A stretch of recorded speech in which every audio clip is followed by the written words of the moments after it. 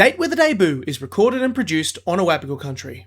Always was, always will be, Aboriginal land. It was a mixture of frustration and rejection that kind of became, at certain points it became intractable. And then I would kind of shake it off. And then I go, if you stop when you get rejected, then maybe the world will never get the great story that they need to hear. Do you know what I mean? Or read. And you need to, it's persistence. It's persistence and just keep going. Welcome to Date with a Debut, a podcast about debut authors, their incredible books, and their journeys to publication. If you are looking for a new author to discover or writing inspiration for your own story and you don't know where to start, this is the place to be. I'm Nick Wasiliev, host of the show, and I'm delighted to welcome another debut author in today's episode. You can find any books mentioned in today's podcast down in the description. We will discuss mild spoilers ahead, so I recommend you grab yourself a copy of the book now, or at least very soon.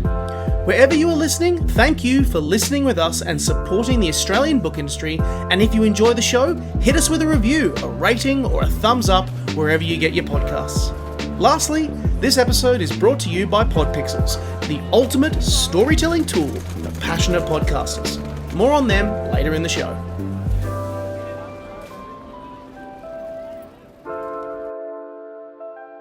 Hey everybody, it is Date with a Debut time. Nick Wasiliev here on beautiful Awabakal Country, host of the show, you know who I am.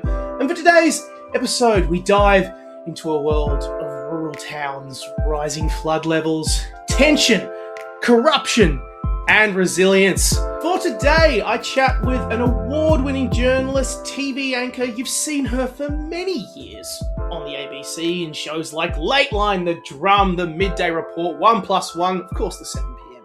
News Bulletin. Whitney Fitzsimmons, whose rural noir, The Rising, is published by Ventura Press. You can get it down in the description box at your local bookstore. You can check it out at your local library. You can check it out online, wherever you get your good books. It'll be there. Joining me all the way from beautiful Gadigal country, Whitney, welcome to Date with a Debut. Thanks, Nick. What an introduction. Thank you. It's great to be here. It's easy to do an introduction like that because, you've had an incredible career, and I've also just been waiting to have a fellow journo on the podcast because my day job outside of podcasting is being a sports journalist. And the amount of conversations I have had with journos about books and their obsessions with books and all their discussions around books, the moment that you kind of came on my radar, I thought, oh, there's an opportunity here for a whole bunch of questions speaking with a journo. Out of curiosity, at the risk of providing a softball opener, but it's fun anyway. Where do books sit in the world of Whitney? Oh, that is a really good question, actually. Well, when I was a child, so I'm originally from Seattle, Washington, and when I was about, my first book that I remember was when I was in preschool in Spokane, Washington, and we were I went to a co-op preschool in this big heritage listed mansion. It sounds very fancy, but it wasn't. It was run by a bunch of hippies. My parents were very kind of eccentric. And I remember they turned the bathroom, this big claw bathtub, into, they took the plumbing out and they put pillows into it. So I think I was probably 3, and all of us would climb into this bathtub and lie all over each other and, spread germs and stuff and listen to a story being read to us. And the one that I remember the most was Where the Wild Things Are by Maurice Sendak, who I absolutely love. And he was such an incredible illustrator and storyteller. And so that book has always stayed with me. And then when I was about 7, the television blew up, the tube blew in the TV in the middle of The Sound of Music. And when I was watching it, my dad just went, I'm an only child. My dad said, right, that's it. We're not getting another television. You're going to read books from now on. And so I spent the years from about 7.5 to about 13 having just books to read. And this is me, imagine me getting myself up to go to school, the alarm goes, I go downstairs, I turn on the radio news, I read the newspaper and have my breakfast before I go to school. Like, what a nerd. And then when I come home, I'd read books. So I read, and I started riding horses when I was very small. I think it was 4 or 5, because my grandparents had a horse farm. So I was really into the Black Stallion. I read all of that. I was really into Charlie and the Chocolate Factory. I loved James and the Giant Peach. That was an amazing book. I wanted to fly around in a giant peach. And then I got into mysteries. My mom was really into Nancy Drew and the Hardy Boys, and by proxy, I got into that. And so books are really central to my childhood, and subsequently as an adult, I'm into reading as well. I do go through phases though. I'll read intensely and then I won't read for a while. And, then I think, I've got to get back into reading. There's so many deep cuts in that response. Like, that takes me back to I grew up kind of similarly with radio. Like, you'd wake up and you'd listen to the morning radio. You'd listen to the sound on the hour, every single time when the ABC news, like the orchestral group would kick in, and so many deep cuts in all those book selections too. It sounds very similar for me, except for me, it wasn't Where the Wild Things Are. It was John Marsden. Was the big difference. But I digress. You've done since then. You had an incredible career. You did acting. You talked a lot about how journalism, being a journalist, taught you to kind of go deeper with your questions. You spent time as a TV anchor and working on audience connection there. And I'd imagine all of them played a major part in learning, like, the writing craft. Because I know the gestation of The Rising took a long time. It's like you spent years, you had a lot of ideas, and then this book arrived in your head. I love it led to the immortal phrase in the pitch doc that I got from Nicole, where you just said, I told myself, fine, I'll write this one, but I have to finish it. Talk to me about the grind of writing, and more specifically, did being a journo help in that regard? Yeah. Yes, it did. Yes, it does. So I'll answer that part of the question first. It helps because I can really adhere to deadlines. So, and I think you probably would agree with that. When you're working in a newsroom, it's almost a sackable offense if you miss a deadline. Like, it's just so embarrassing. And to be honest, I don't recall ever missing a deadline. You'll have a story move, it might be postponed or whatever, but missing your slot, like particularly in broadcast TV or radio, it's like, oh my God, I've come close to the wire. So deadlines are really, I can hit deadlines when I have them imposed by other people. Imposing deadlines on myself is quite challenging. I do tend not to listen to myself if I do impose a deadline. So, and that makes me quite cranky with myself, but I'm getting better at that. I think also journalism, it was kind of a double-edged sword, because journalism is so prescriptive in the way that you do write, the inverted pyramid, and it's kind of like all the stuff at the top and then the detail in the bottom. Because it has that formula, you're in the safe parameters, what the zone is you're playing in. Whereas with fiction, you can do anything. But when you start to say, so at first I was a bit like, oh, I can do anything. That's a bit scary. What am I going to do? And then I started to apply guardrails around the story of The Rising. So what is the world I'm creating? What is this town, Biradura? Who are these people that live there? How do they operate? How does this community function? And then the principle of, grabbing people in the first sort of 5 to 10 seconds in journalism does apply to creative writing, I think, because you don't want to waffle. You want to get to the point so that your readership, your readers will feel compelled to turn the page. So I think, and then of course there's also the questions around with journalism. You're always looking, and I'd be interested to know how you think of this. But like, when I hear a story in a headline, I go, yeah, but there's a story underneath that. There's something else going on. It's not just as simple as that. So I think that thought process really feeds well into fiction, because then you're constantly thinking, okay, well, what are the layers of the story? Yeah. The motivations, the examinations, like, yes, no, you're absolutely right. I appreciate, that's a great answer to that question. I'm aware it's a big question, but it's a great answer, particularly the idea of putting guardrails in, because often the idea of like, I can write about anything is almost paralyzing. It's like, yeah, yes, it was. Yeah, you've got a story, and the story you just focus on the key elements of the report, of the reporting. You're not just your who, what's, and whens and wheres and everything like that, but you've got your guardrails already there with the story, which makes it a lot easier to bang get it done.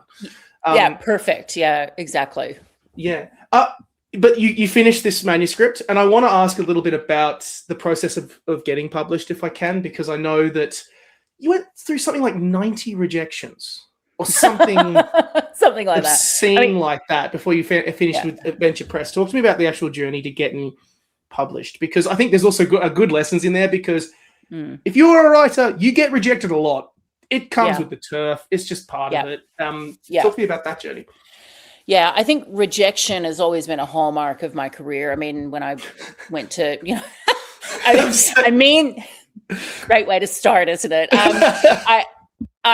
What I mean by that is that, I was all set in my head that I was going to be an actor. And I, as a child, was a performer, and I sing, and so I was really hell-bent on going to acting school and training as a professional. And, it's not an easy thing to do. It's highly competitive. And I was lucky in that I just worked my butt off, and I happened to get accepted into, Theatre Nepean at Western Sydney University, which was the New South Wales professional program, similar to NIDA. And so during that course, you're hearing all the time, acting's hard, only 3% work, or less than 3%. And, rejection is rejection. You always get rejected, and you have to learn how to deal with it. So I've been hearing rejection, and then broadcast journalism is not easy either. It's very competitive. And so I had to kind of get used to no's and the occasional yes. And it's not easy. I mean, there are times where I get debilitated by, I've been debilitated by it, where I'm just like, oh, this is just too hard, but then eventually time passes and I'll pick myself up. So with the writing process, with fiction, it was very much like that. You hear people talk about rejection. It's like, yeah, I'm used to rejection, but it's slightly different when it's fiction, because I think, or for me it was, because it took me so long to get to the point of actually finishing the book, being ready. I was ready. I was really ready. I was like, okay, come on. I've gotten over all my BS and I'm ready to go. And this book, I think, is a great story. I think it's got good legs. And why are you people not getting on board? Like, this is going to be like, people are going to want to read this book. So what is wrong with you people? You know what I mean? So that was frustrating. It was a mixture of frustration and rejection that kind of became, at certain points, it became intractable. And then I would kind of shake it off. And then I go, and with each rejection, mainly it was agents in the beginning. And then it was publishers toward the end, when I started to just pitch to publishers. And after each rejection, I put the manuscript down, then I pick it back up a week later, whatever, a few days later. And I would read it and I think this has legs, and as journalists, we have a very finely attuned antenna as to what is a good story and what isn't a good story. And I think, I was not delusional about the story. I was just like, this needs work. I need a professional editor. I need a publisher. I need someone to help me bring this to market.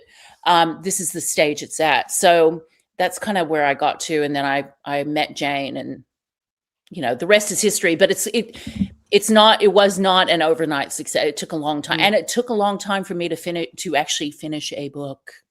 I started writing in 2005, so it's been a long time.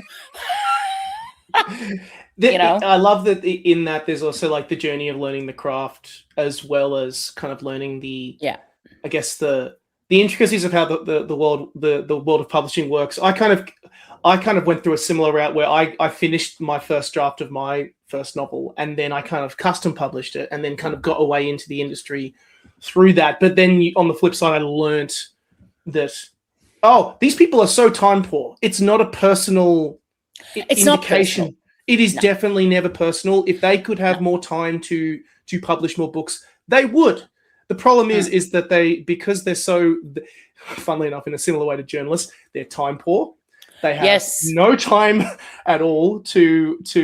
You've got to sell them in the first 30 seconds, otherwise they're going to have to move on to something else because they're getting that many manuscripts thrown at them. And it's really a good idea of when I say to an author's like, you got any advice? And nail the pitch document. Nail the pitch document because that is your key selling point. So there's good lessons to take in there as well, I guess. Yeah. I just want to say one last point on that, Nick, is that if you look at someone like Rebecca Armitage, who's a fellow journo, her journey to getting The Heir Apparent published was not easy either. She was rejected by agents, all that sort of stuff, had lots of rejections, and then did a ASA pitch, date and got offered, got interest. And then that's when it took off. But she could have stopped. This is the issue. And this is the message, I think, is if you stop when you get rejected, then maybe the world will never get the great story that they need to hear. Do you know what I mean? Or read. And you need to, it's persistence. It's persistence and just keep going. Ad break time. Stop the podcast. Hey everyone, just thought I'd stop to let you know that today's episode is sponsored by Podpixels, the Trent Dalton of professional podcast platforms. Question, do you have a desire for a great podcast? How are you going to build it? What about the design work? Won't it cost a fortune? Fear not, for Podpixels is a simple, done-for-you website service built specifically for podcasts. They are here to deliver that professional look to your podcast to make it easier for listeners to find your show, and all for one great monthly price. From hobbyists to pros, Podpixels has you covered. Their team provides domains, website hosting, backup, security, and support, handling the full setup and making sure that your show is up to date and allowing you to focus on what you do best, podcast.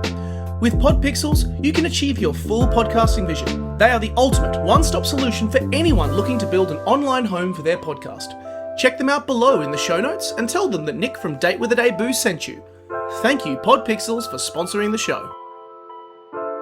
I'm so glad that you persisted, because now I get to talk about this damn fine rural noir that we have here in front of us, The Rising.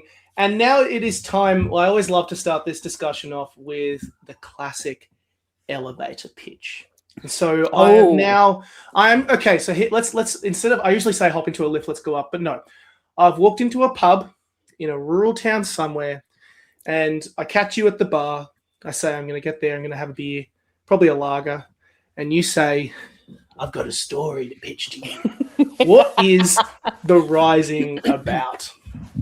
Well, The Rising is set in a fictitious northern New South Wales town on the border of Queensland. It's called Birradura, and Birradura has just come through its second once-in-100-year flood, and it's been devastated. The deluge has come in, covered the town completely, and then when it recedes, it takes a lot of things with it. And one of the things that it takes away is the interior walls in the shack next to the church.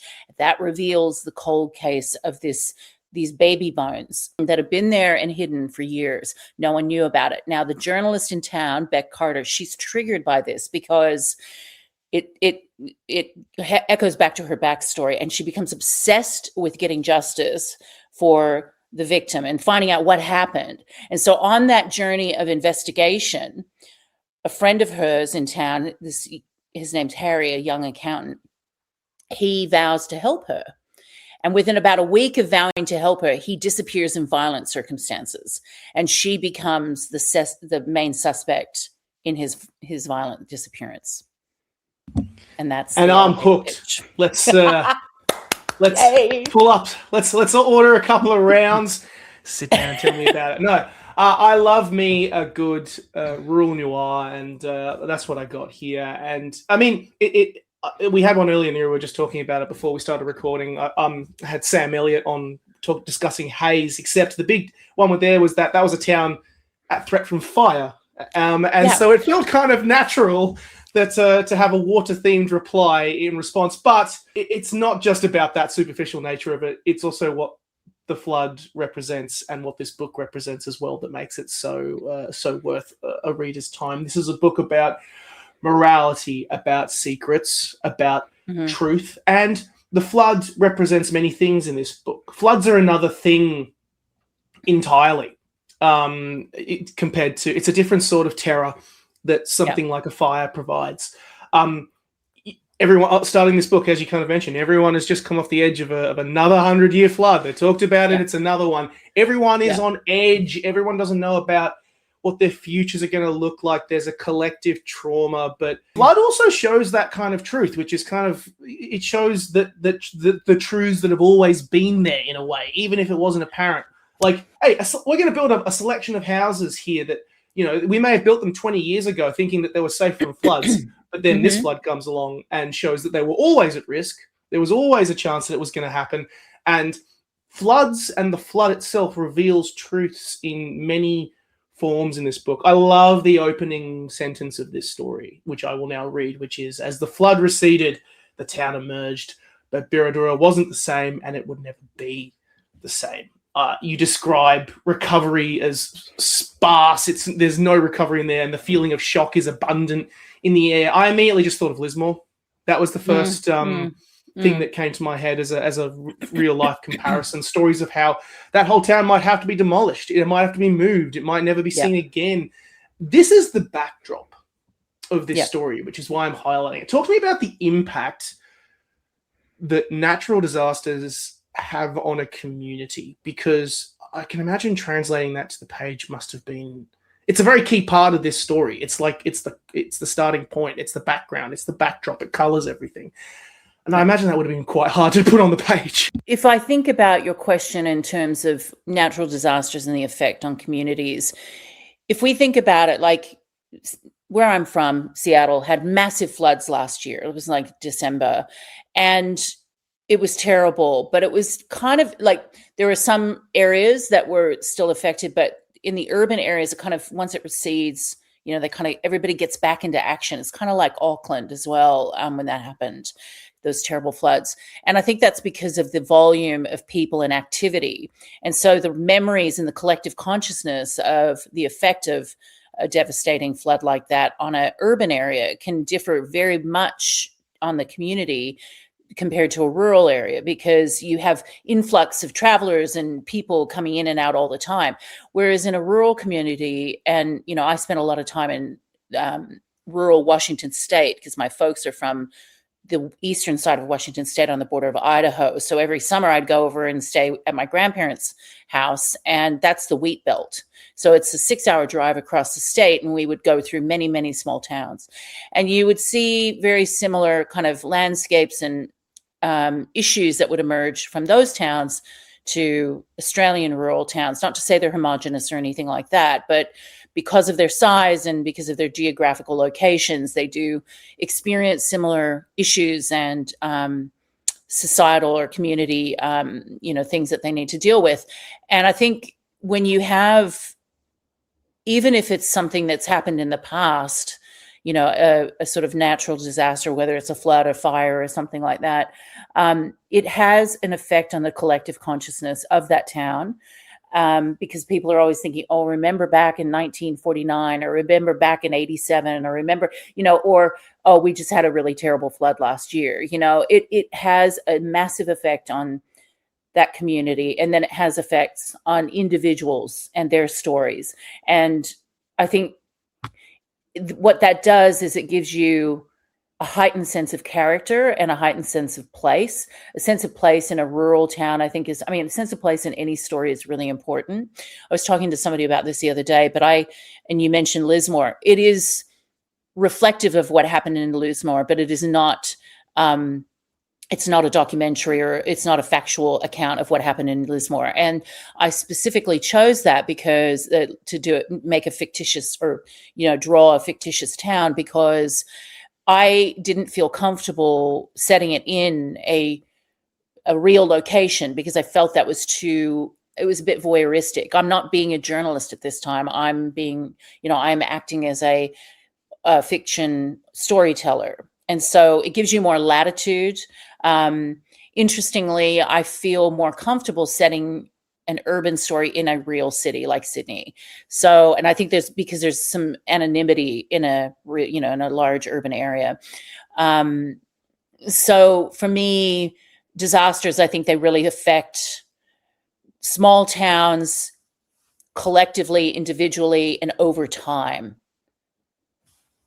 That's it. Yeah, you're absolutely right. That's a great answer to that question. I mean, kind of going off that point, I had similar experiences doing a couple of stories in Maitland with kind of the local rugby community there, and talking with the club president about how he would still talk about floods from 1955 that completely wrecked the town, that they didn't have any club records up until that point, and that finding club records and the history and the people who come through that part of the world was really hard because of the impact that flood had on this space. And it's a good segue to another great point that I want to highlight and commend you for here, because what is good, I was kind of sitting on this for a while, going, what makes a good rural noir? And I think a key element to it is, going back to that point you kind of mentioned, is the dynamics of the town. You have to really believe in that community and that space, and you have to feel it. You have to see it's not just the individual who you're the protagonist that you're barracking for, but it's the people around it. We've got a map. I love me a map at the start of a book as well, so you see where everything is, how close everything is, and growing up in a country town, people know people. I think, the great success, again, of a good noir lies in setting. It needs to feel lived in. We know the conversations that happen at the pub, the conflicting smells in the general store, when people relax, the church, sport plays a big part in the community. This person who played for the local rugby team, and critically, people know about other people. And that brings a lot of tight community spirit. I love the scene with that great town meeting where the mayor's like, he's trying to move things forward, or there's talk of, sales of stuff like that. And someone replies of, mate, at the moment, we're all ghosts. We're like living on the remains of our houses. We're all up to our ears in debt. Everything is terrible. And there's a collective community resilience in going through that trauma together. Everyone is in the predicament. But on the flip side, when you have a community that close, that creates tension between people. And it's a different heightened tension. Disasters can bring disasters. We already had the tension of the flood, but then the flood combines with the finding of these remains, and then these extended further with Harry's disappearance. Talk to me about Biradura, this place. Talk to me about Biradura. So Biradura, you're right. I think the town has to have its own collective personality, right? It's not just a group of individuals in one geographical place. Because they are there, they have a personality, and that becomes the town's personality. And as a town, they're tight-knit, they look after each other, they care about each other. You can see that in various characters, like Libby and Marion. It was important for me. I had people say, oh, you got a lot of characters there. And I understand that, because you can get confused when you have a lot of characters. But every character has a role. Every character plays a part, not only in their own story, but in the greater story of the town. And they are part of the town's personality, collectively and individually. So it's really important it was really important for me to illustrate that. And I was always asking myself, okay, does this character have a specific role to play in this story? And or can what they are doing be rolled into another character?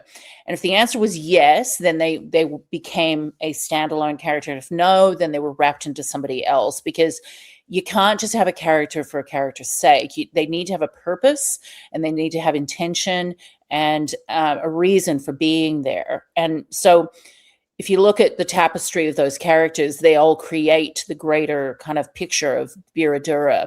The mayor is, symbolic of corruption and greed and wanting to and progress at this for the sake of satisfying his own needs, and then you've got, someone like Mal, not Mal is the editor, is the newspaper editor. I was meaning Reg Moffat, the guy, the older guy who's, been there he's like a town elder. He's been there for a long time, and he's really tired, and he's sick and tired of all of these kind of, people wanting to kind of take the town in directions that are not going to work because of where it is. So I think thematically, you need to think about, from a writer perspective, how those themes weave into each character and then weave into the greater kind of picture of the town. And that's what I tried to do. I also think one of the things, like the conversations that the characters have, there are some things that are based in truth. This is going back to how does journalism affect your writing? And I think, there's a line in that town meeting where around where the line about the ghosts, where it's like, all this water, what are we going to do to actually capitalize or utilize all this water falling from the sky? Because I can tell you in 6 months' time, when we're facing a fire, we're going to be cursing that we didn't, keep this, like somehow find a way to use this water for the future. And that actually is, I think I heard that in a news story, from someone in a remote area. It's so funny that, it's great that you kind of mentioned that. I mean, it also leads into another point that, there's elements of that where, like, even that comes a bit loaded because it's ignoring, it's kind of going and looking at the water and the disaster in kind of almost a utility kind of element to it. It lacks compassion. And there is elements to that which we'll get into, where there's there is a bit of an element or a lack of compassion that can come through and the responsibility to it. But it's great. I love the diverse, I don't want to say it's a rogue gallery, but the interesting. There's so many interesting characters here. Like, I'm really glad you shouted out Mal. Just he reminded me of so many hardworking editors of local newspapers who just are throwing everything in the kitchen sink at it. He's got to put out so many stories. He's writing non-stop. Know that person. Jeremy, who is neurodivergent, intellectually disabled, who still delivers the papers around town. And that was the fact that there was even a job there, like that job still exists somewhere, just took me back a little bit too. And then, of course, there's the police. You got Eli, Lacey, Evers, and then Rollo, Jeremy's brother, who is struggling to make ends meet as a farmer as well. I mean, Bingo, like the story early into cuts with Bingo, he's clearly mixing up. He's clearly mixing up with the wrong people. It's like there's a humor element to it, in that tone of that kind of blokey humor of just like guys who clearly aren't. They're clearly not thinking about these situations and circumstances as much as they should, and there's humor in that. But then, of course, as well, coloring that is Harry, who's the major instigator of this story going missing, which makes it very, very real. And we haven't even gone to Beck yet. I want to save a special question for Beck, our protagonist. But, I mean, she has very interesting relations with them all. They butt heads frequently. There's a blokey element to it as well. She definitely holds her own, like she has to. Talk to me about these characters. I mean, I've thrown a lot at you, but each of them they add an extra color to the canvas of Beard. So, and it goes to plot as well, because character and plot are obviously intertwined. But I think for me, you can write a crime novel and it can be all doom and gloom and violence and, death. But that's one note. And that's something I learned in acting school. It's like you can have a performance if you're angry all the time in the whole scene, it becomes noise. And your audience or your reader becomes immune to it. And one of the things I try to always do, I don't write for me, I write for the reader. I'm in service to the reader and to giving them an experience that they feel when they read a story that I write. That's what I am trying to contribute, is those kind of experiences for readers where they go, I can't put this down. Oh my God, I'm asleep in the middle of the night. I've woken up. I gotta start reading because I need to know what the characters are doing. I've had that experience. Other authors have given me that experience, and I have absolutely loved that. And that's what I'm trying to do in terms of being in service to the readers of The Rising. And in doing that, it means that I need to create a story that is multiple layers and multiple colors and multiple, feelings. And that means humor is a big part of that. Dark humor, blokey humor, any type of humor, dry humor. I think you need to have it in there because it offsets the drama. And so people like Bingo and people like Psy and Manscape, I just love that nickname for him. Manscape. It's just, it's just so good, right? And just like, oh my God.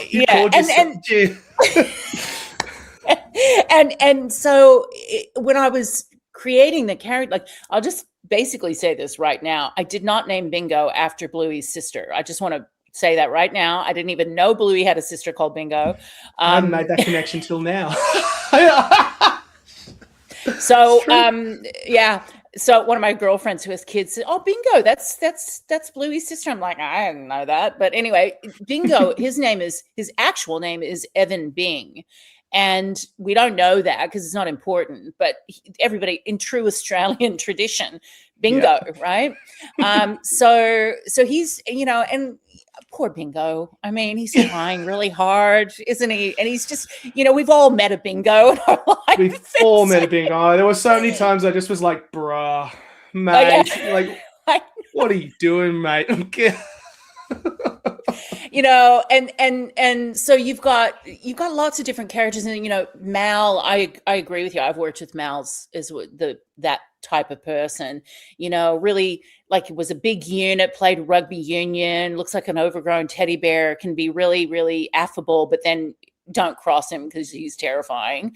And then Marion and Libby, and I think it's just, they're really, if you look at them, they're very individual and they all kind of play a role in the collective, and they're fun to create, because particularly when I was creating the plot, so I had the through line of the main plot of what happened with the bones and then Harry's disappearance.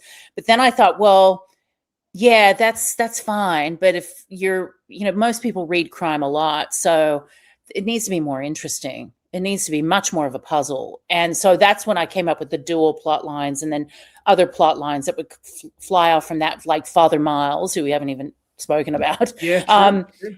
And so those characters serve those plot lines. They kind of, that's the reason why they're there. And Beck was the hardest character for me to create, to be really frank.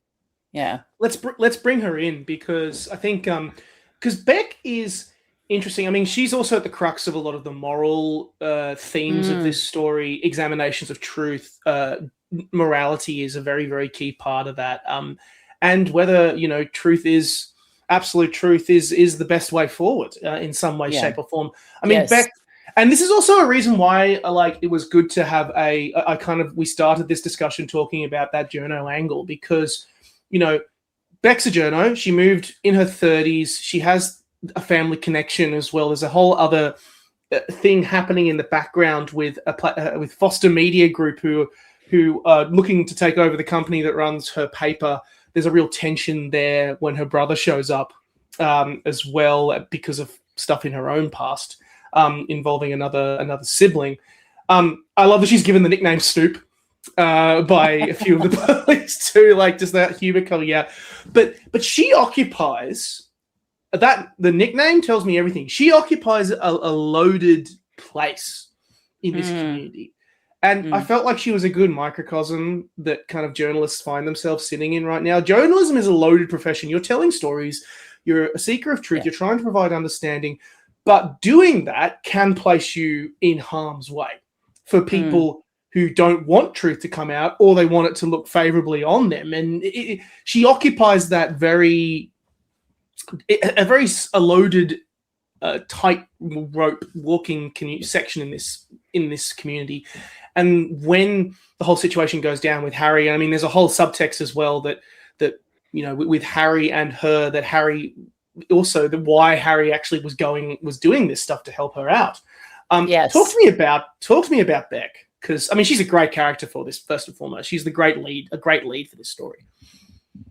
You know, I feel so grateful and happy that you say that, because she was really difficult to create. And for a very long time within the story, I kept getting notes of, oh, she's a bit one-dimensional. I don't really know who she is, you know. And even up until the point that I was signed with the publisher, they were very much like, you've got to really work on her. And I think the reason why, I could see all of the other characters. I could hear them. I can see them. I think of them like a piece of music, because, you know, they have different rhythms and cadence and all that sort of stuff of how they talk and walk and, you know, are people.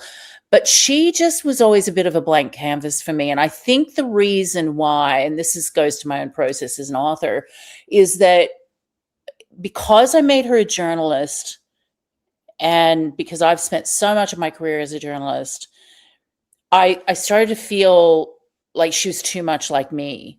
And then I think subconsciously I was resisting getting too deep into the character, because I didn't want to give anything away about myself. And I was like, oh, whereas with the other characters, they're very strict parameters. I'm like, I know who this person is and I know what they, you know.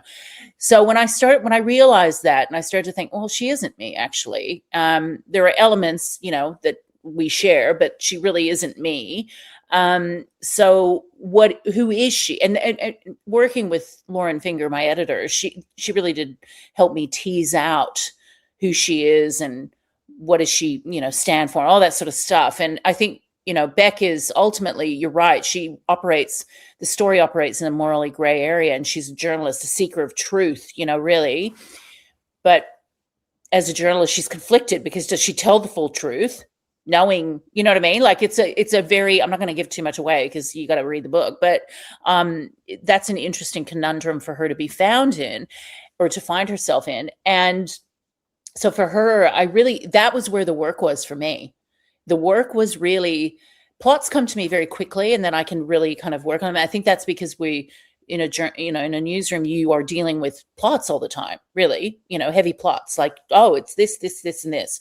It's not so character driven. Usually there are characters, obviously, but with her, that's where the work came. I had to really think, okay, who is she? What does she do? What are the implications of being a member of this family? You know, all that sort of stuff. And, you know, I did not know if I did enough work. I was a bit worried. Like I thought, I hope she. And so when I've put this story, you know, that was one of the things when I put the book into the world, what kind of feedback am I going to get? And it's been really, really great that people like you and others who have read the book have said, she's a great female main character. You know, we're really on board with her. So that makes me feel good. For me, it sounds like the thing that you struggled with was the story behind the story.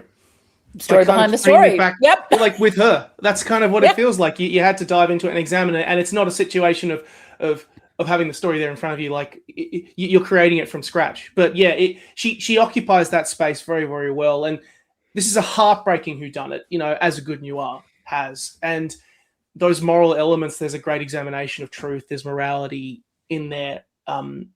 Are some things better kept a secret? That I will leave for the reader to discover. We're going to do a spoiler-filled episode in about 10, 15 minutes, which will go into full detail, for which everyone can go and check out in the newsletter.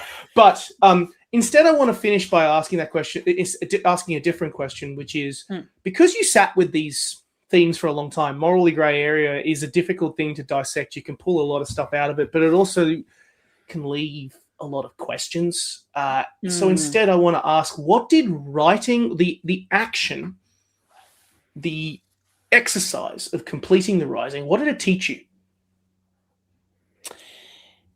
Oh, Nick, that's such a big question. Good question. Sorry, not sorry. Okay, so it's a big question, but it's a great question. On a mechanical level, it taught me that I can finish a book, that I can do it. So now I've done it. I'm like, oh yeah, I can do that. You know, like it kind of dispels that level of doubt that you have within yourself as to whether you can actually finish a book. So that mechanically it answered that question for me. What did I learn? I learned that I look at it now and I go, oh, okay, I'm really proud of it. But I know what my next books, like I know where I will take my writing in my next books. There was a couple of moments before it was published that I kind of had conversations with myself where I was like, oh, that could have been better, or that could have been better. And I was like, Whitney, done is better than perfect. Perfect does not exist. So just, you know what I mean? So, I mean, I've heard of people having a manuscript rattling around for 10 years, getting it edited and edited and edited. It's like, well, what are you doing? Like, just get it out there. Like, you know what I mean? So it taught me to just accept the point at which the story is that you have finished, and that, you know, other people will tell you if it needs work. They really will.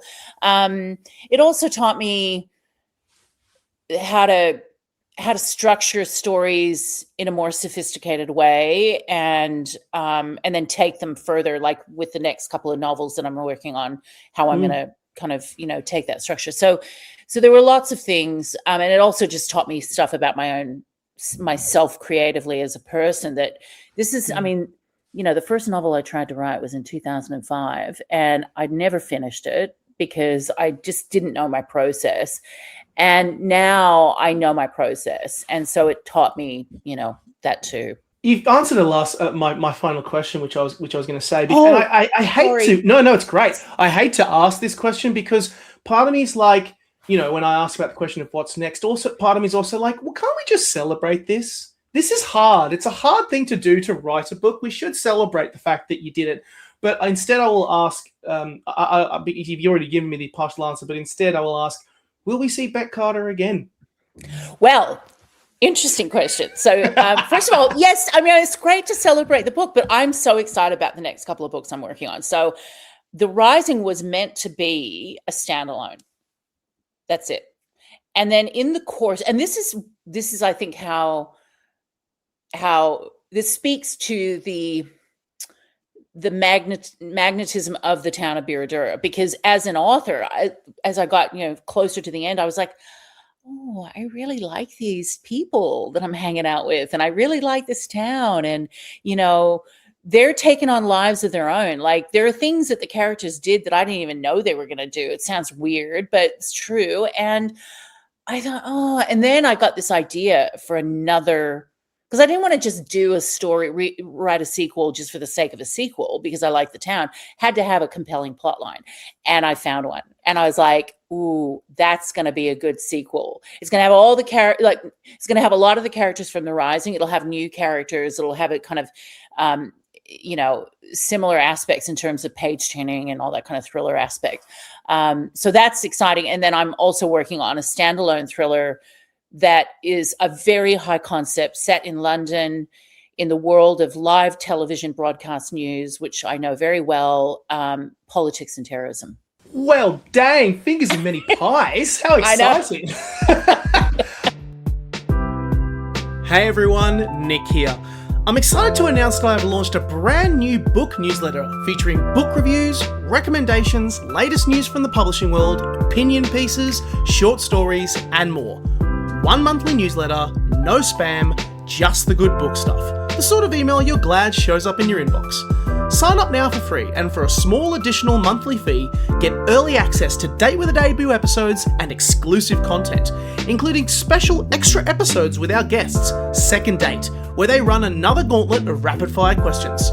Subscribe to my newsletter in the show notes below. We'll finish off this podcast and this date by doing a rapid-fire question part of the date, where I fling a bunch of questions at you and you give me the first answer that comes to your head. Whitney, are you ready? Yes, I think so. Okay, yes. Prepare. No, it's not that scary. First and foremost, I mean, I always love to start by talking about book recommendations. It's a key part of this podcast. And first and foremost, what's your favorite book that you've read in the last 12 months? Well, can I give you my favorite book? Because, like, this is a book that just proved to me that it's not a thriller per se, but it's written by a thriller author. So Ken Follett's Pillars of the Earth, to me, is like one of the most incredible books I've ever read, because he has kind of suspense and thriller elements in it. Do you know, are you familiar with the story? No, not a clue. Okay. So Ken Follett, as we know, Ken Follett wrote In the Eye of the Needle and all of those sort of spy thrillers. And then he's obsessed with cathedrals and how they were built. So he decided to write a fiction novel about the building of cathedrals back in medieval England and, you know, what they represented. And so Pillars of the Earth is about these cathedrals. Now, it sounds very dry and boring, but it's not. It's amazing. It's about the world building and the towns and the characters. And the book itself, Pillars of the Earth, is about that thick. And when I picked it up, I've considered myself to be a slow reader. So when I picked it up, I was like, oh, God, okay, this is going to take me forever. I was at the ABC when I was reading this, and I just went, I every day I'd be like, at work, you know, on air or whatever, and think, I got to get home. I got to read that book. I finished that book in like a week and a half or 2 weeks. Like, it was really quick for me. And it taught me about characters and world building and suspense, even though it was not set in a, you know, typical crime fiction sort of world. So I honestly, it is so worth reading Pillars of the Earth. Love that answer. And I love that a book grabbed you across the and like that and just brought you in there. Yeah. Do you have a favorite debut novel that you've ever read? I've got two. I'm sorry, but I just, you know. No, take it. We're pretty flexible here. So I really loved Gail Honeyman's Eleanor Oliphant is Completely Fine. And that came out, I think, pre-pandemic. And it was just so interesting. Like, it was so, the characters in that were so well drawn. Like, that was just really interesting. But my favorite recent debut is The Picasso Ransom by Aidan Pruitt, or A.T. Pruitt. I just finished it recently. And I mean, it was just so wonderfully quirky. And I think as a journalist, taking something that actually happened and then fictionalizing what could have been the reason why it happened or who did it was such a clever idea. And then when I was reading it, you know, because as I mentioned, I'm strong on plot, but you know, characters can be a challenge for me. And when I was reading his work, I was like, oh, yeah, I'm learning so much about how you can kind of create characters and environments and world. Like, he's an incredible writer. So I really recommend that too. Great answers to those questions. Another book I have to add to my TBR. God dang it. So off the back of Jeremy and his doing paper route. I mean, it made me smile because my dad got his start as a cadet journo doing a paper route in WA. I love that. Yeah, and so my question here is, what's a funny story or a misconception like that you've had working in a career as a journalist? Oh, God. Well, first of all, television is not glamorous at all. Like, it's not glamorous at all. I had a friend of mine I worked at NBC for a while on the Olympics, but she was in town when I was at the ABC, and she came in to watch my show go to air. And she was like looking around. It was early in the morning. She was looking around. I said, Kim, are you all right? What do you need? And she goes, I was just wondering if there's like craft services, like, you know, muffins or anything like, because NBC has like lots of catering, right? And bells and whistles. I said, we're at the ABC. I can get you a plastic glass of filtered water. So would you like that? It was just like the dispelling the myth of, you know, glamour in TV newsrooms in Australia. And I think, you know, that's, yeah, but there's always, I mean, the thing you would agree, I think you'd find this too, like with newsrooms, there's always some weird thing going on because they're just, they attract large personalities and those personalities clash under pressure. And so you'll see just wild stuff, hear wild stuff, you know. I mean, they've calmed down now, but like they're still strange places and entertaining. That's the reason why I asked the question. I was like, I know that there's some hidden, there'd be some funny hidden stories. If I'll be giving away names and stuff, because even if I anonymize it, it'll be like, you know, I mean, I just, yeah. we'll keep the anonymity of it going forward, and instead I'll pivot over to another funnier question. Do you have a favorite word? Ooh, I love words. I love the word peripatetic. I like that. Do I sound like a dickhead? Do I sound like a wanker? Not at all.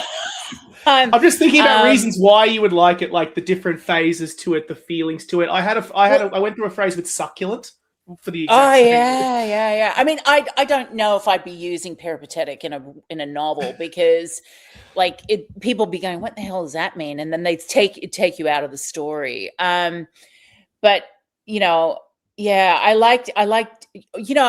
Actually, I'm such a grammar, like, sort of disciplinarian, because there are people that are like, they get words mixed up, the malapropism. So like things like exacerbate and exasperate. And like I remember I had somebody recently say to me, I was exacerbated about that. And I'm like, oh no, that's not, it's exasperated.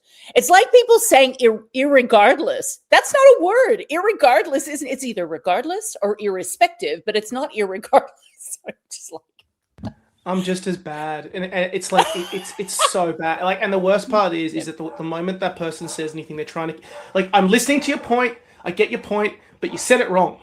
Like, which undercuts the message in the first place, which is why I need to point it out. And I know it's very bad, but like, also, what's the point in getting an education at all? I know how to use the apostrophe. I know how to use these words, but apparently it doesn't matter. Come on. Like, I know. And it's like people not using the indicator on their car. What is the point of having an indicator if they're not going to use the indicator? Like, it's there for a reason. Exactly. I can't take credit for that particular rant. Thank you to David Mitchell and QI, but the point still stands. Off the back of that, have you ever been in a general store that smelled like cinnamon toast coffee and DP? Similar to that, yes, in Washington State, in the small town. So where my folks are from is the eastern side of Washington State. It's on the border of Idaho. The Snake River runs through on the border. So when you cross the river, you're in either state. And the Fitzsimmons family they were farmers, and my mother's family, my grandfather was a teacher in the town, and it was very much a farming town, and it had a big paper mill there, and it just smelled like agriculture. There's no other real way to explain it. And there were stores in that town. I remember as a child going into them, they would have these kind of general stores where you would smell, deep heat and like that wintergreen kind of deep heat smell mixed with, coffee, depending on what time of day, coffee and, cinnamon toast or donuts or anything like that. It reminds me that came definitely from my childhood, that kind of mixture of aromas. Yeah. This next question is from my partner, because the moment I told her that you were a lover of Nancy Drew, she leapt at it. Oh no. Oh gosh. Talk to me, Noelle, to everyone who is not familiar, I mean, God, there's so many games. Talk to me about the impact that Nancy Drew had on your love of crime. I think that, look, it had, like, I was introduced to her at a very young age, so 7. This was before the television blew up, by the way. So what would happen is my mom and I and my dad, because I'm an only child, on a Sunday night, it was like 60 Minutes was on one channel and Nancy Drew and the Hardy Boys was on another. And we would alternate between weekends. So like my mother wanted to watch Nancy Drew and the Hardy Boys. My dad wanted to watch 60 Minutes. So as a family, we would sit there, and in the ad breaks, we would turn over to whoever's show was not the main show of the night. And so as a kid, I was influenced by both. You can see that now. And I loved, and and I, look, and then I got into reading the books with my mom. I think that was one of the things. I loved just the mysteries and like the edge of your seat kind of questions that they would always ask. The fact that she was a girl and that she was like, gonna get to the bottom of it no matter what, all that kind of stuff, and no fear. All those sorts of examples or characteristics are, they imprint on a small child, and as you get older, you sort of have them in the background. Yeah. She becomes the gold standard, which is amazing. At the risk of pivoting to straight over and asking way too big a question, because I'm aware this next question is absolutely terrifying. Where do you think journalism sits in 2026? Oh. Yeah. Look, first of all, I'm going to get on a soapbox because this is my thing. Right? Yeah, I know. Journalism.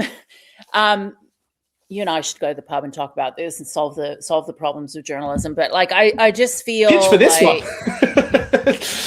Yeah. Do a podcast in a pub and they do that and solve the problems of journalism. But I think the thing about journalism for me is that it is a vocation and it is a profession. And the vocation side of it is an absolute essential, the fourth estate pillar of a democracy. And if you look at any country in the world that does not have a free and fair press, it is corrupt. There is cronyism, there is violence, there is humanitarian issues, and that really bothers me. And it really bothers me because people in free press societies like us, to a certain extent, we are free here, and same with the US to a certain extent, don't value that, en masse. People don't understand the role that real journalism plays. And I think the thing is, I love technology, and journalism has always gone through technological change, but it has really rapidly increased over the last 20 years. And when I was when I started in journalism, it was really at the cusp of kind of it changing and getting, the 24/7 news cycle. And before that, you had that kind of time to be able to, for analysis, for reflection, because journalism it's important to have that space to be able to really look at an issue from all sides. And that's important in journalism. And I think increasingly, because of the 24/7 news cycle, we're becoming more and more polarized. People are just doing their snap reactions, and it's dividing societies rather than bringing them together. But also the value, because of social media, and I embrace social media, but I think we didn't realize when the genie came out of the bottle what it was actually going to do to journalism and the function of journalism within societies. And unfortunately, I think they definitely can coexist, but I think once that genie is out, it's very hard to put it back into the bottle. And so that's why I think the AI discussion is really important right now, because you need to have those parameters as the genie's emerging, so that creators and people who are in the industries that are affected by that kind of technology have a voice and can contribute to how their work is used. That is a whole other rabbit hole that I know that we could fall down very, very easily. But I love a good point that you make about the 24/7 news cycle. In my head, I appreciate your response in terms of analysis. I also think the idea of brevity in news, I think needs to also be challenged increasingly. I think off the back of that, I like deep dive analysis pieces. Yeah. Give me a 10,000 word piece or a 5,000 word piece. We don't have to keep it under, we're usually forced to keep it under 1,000 words, 800 words, whatever. You can't get intricacies and nuance and detail and the chance to examine a story from a right angle. It has to be very, very brief. Yes. In my head, I enjoy the examination of multiple different sides. I enjoy being challenged on my own perceptions. I think that there is, it helps in your own decision-making and headspace and thought process. So off the back of that, I'd also just say even down to small things like giving people the chance to do analysis and giving them the space to do that because they do this as a job. It's not Yeah. just shoot from the hip like social media.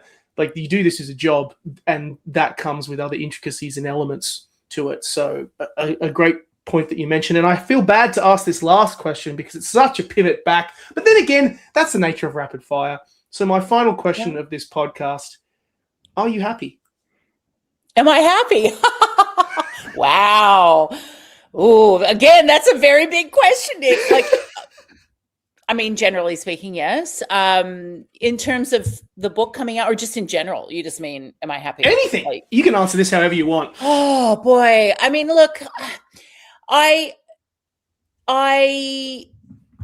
am getting better at looking at why. Like, I'm always kind of thinking, okay, I've done that. Now I want to do this. Now I want to do that. I think I need, and that doesn't create happiness because you're constantly on this, hamster wheel. So I think it's important to take the time to go, oh yeah, no, I actually, like, I'll hold it up. I actually did that. That's me. Like like it's a big deal. It's actually a big deal. Like I keep going, oh yeah, I did that. Okay. And that makes me happy, I mean, I try not to let myself get dragged around by stuff that is out of my control. I have a friend who says, control your controllables, Whitney. And so that tends to, when I go back to that, I think, okay, then, let it go. So I'm happy. I would say I'm happy 85% of the time. I hope that's, it's a good answer. Like, because I think the key, whenever I get this question, sometimes an author throws it straight back at me and I say, I think happiness, it comes in being honest. So if I'm having a crap day, I'll just own it. Oh yeah. Yeah. Like, you're not going to be perfect. You're not going to be perfect every single day. You can't maintain that level of just being happy all the time. Sometimes you have a shit day, and it's okay.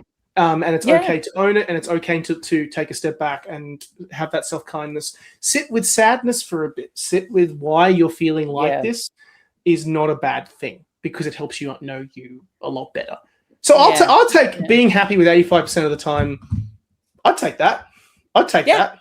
That's and you should be happy today, because you wrote a book, and the book is amazing. And I think now is a good time to say that if you've enjoyed, to all of our listeners, if you've enjoyed our discussion, we're literally about to go and record an extra exclusive second show called Second Date, which you can sign up to in my newsletter.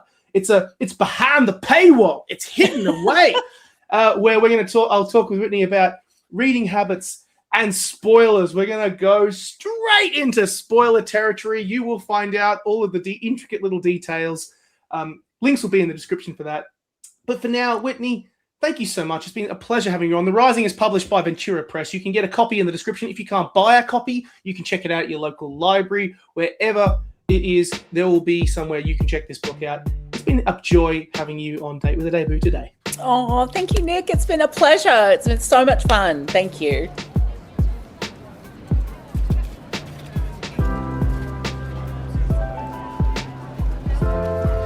Thank you for listening to today's episode of Date with a Debut, and for listening to the Words and Nerds channel. You can buy all books mentioned in today's episode down in the description box, and if you enjoyed the show, drop us a review, leave us 5 stars or a thumbs up wherever you get your podcasts. If you want to hear episodes when they drop, be sure to subscribe to Words and Nerds, or you can subscribe to Date with a Debut on Podbean to hear the latest episodes as they drop. This episode was edited and produced by myself, Nick Wasiliev. Additional production credits to Dani V from Words and Nerds, music by Sakura HZ, and thanks to the publishers and authors who make this show possible. This show is sponsored by Podpixels. Date with a Debut is a Words and Nerds and Breathe Art podcast co-production, recorded and edited on the lands of the Awabakal